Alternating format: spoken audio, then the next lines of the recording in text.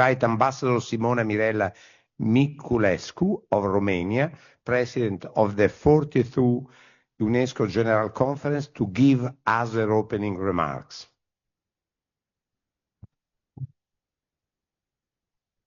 Mr. Honorary President of the Inter-Parliamentary Union, Madam President of the Inter-Parliamentary Union, esteemed parliamentarians, distinguished keynote speakers, honored religious leaders, excellencies, ladies and gentlemen, is there any way of delivering mankind from the menace of war?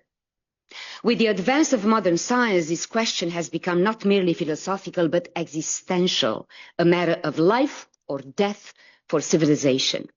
These powerful words come from the renowned 1931 letter, Why War?, written by Albert Einstein to Sigmund Freud.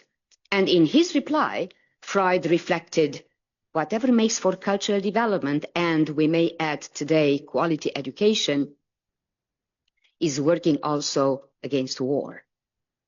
This exchange reminds us of a simple fact. Peace cannot be dictated from above. It must be nurtured from within in how we think, how we relate to one another, and how we shape the world we share. Last year, we commemorated the centenary of the precursor of UNESCO, the International Institute for Intellectual Cooperation, created after World War I to foster the dialogue across borders and to cultivate what was then called the universal conscience. UNESCO was born 2 decades later from the devastation of the Second World War, founded on the idea that since wars begin in the minds of men, it is in the minds of men that the defenses of peace must be constructed. This is actually the sentence of our Constitution. Today, nearly a century on, we must ask, where do we stand? Violent conflicts are spiraling. Hyperconnectivity has not guaranteed harmony. Digital abundance has not deepened understanding. Information moves at the speed of light, but so does disinformation. Algorithms reinforce bias. Deepfakes imitate truth. The hard truth is that peace, and indeed our collective existence, is under pressure, and I would say under threat. This erosion of trust is a civic crisis. It threatens our democracies, our capacity for cooperation, and our ability to imagine a future together. This is why the theme of this conference today is not only timely, it is vital. I am deeply honored to participate in this discussion and to bring UNESCO's perspective into the debate.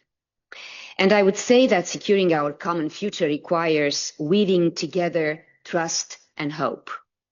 From the halls of parliaments to places of worship, from multilateral institutions to civil society. In every faith and every legal tradition lies a shared call to build the community through compassion, trust, and responsibility.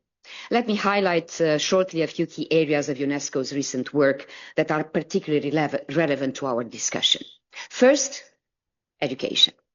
UNESCO's recommendation on education for peace, human rights, and sustainable development, adopted unanimously by 194 member states in November 2023, is the only global standard for transforming education to build peace. It emphasizes that beyond literacy and numeracy, learners must cultivate empathy, critical thinking, intercultural understanding, and environmental stewardship. It underlines that there is no peace without gender equality and girls' education. We will explore this further, actually, in our panel discussions, as far as I understood. But let me underline one thing. Parliamentarians have a key role in translating this recommendation into national legislation and education systems so that every teacher, every learner, and the entire society can benefit. Second, ethical digital transformation. Digital transformation, including artificial intelligence, is reshaping our lives, clearly. It offers the promise of tremendous benefits, but without ethical guardrails, it can reproduce discrimination, magnify divisions, and threaten rights and freedoms. UNESCO adopted the first ever global recommendation on the ethics of artificial intelligence in 2021, again, unanimously. This comprehensive framework guides national efforts across multiple domains, from data governance and education to health, the environment, and gender equality. And here, too, your role as legislators is essential in translating this at the national level. National AI policies must embed human rights, transparency, and fairness, ensuring that AI serves humanity and promotes sustainable development. Third, building a commons of trust in the digital age.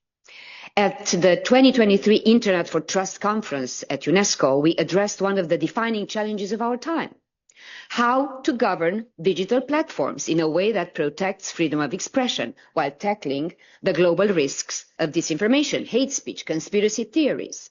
The result was the multi-stakeholder development of a comprehensive a comprehensive set of guidelines for the governance of digital platforms. They provide a roadmap for states, civil society groups, and companies alike, calling for transparency in content moderation, independent oversight, algorithmic accountability, and the inclusion of users and civil society in decision-making processes. Because if trust is to survive in the digital age, the rules that govern our online spaces must be fair, transparent, and anchored in democratic principles and international human rights law.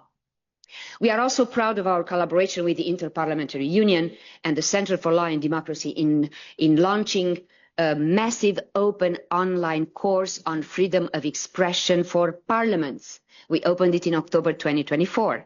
Over 4,000 participants from more than 180 countries have already taken part.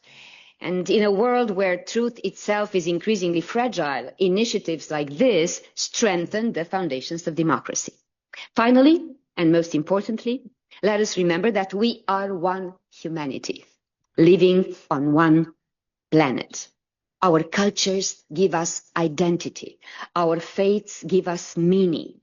But our shared humanity gives us purpose. There is no contradiction between honoring our cultural and religious diversity and at the same time recognizing our common destiny. On the contrary, the deeper our roots, the stronger our respect for the roots of others. This is the spirit of unity in diversity that makes peace sustainable and possible.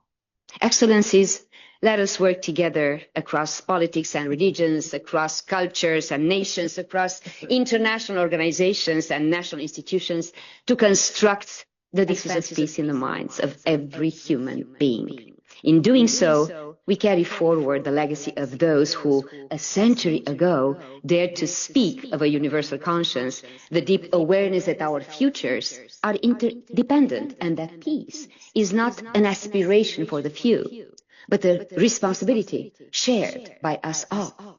Thank you. Grazie.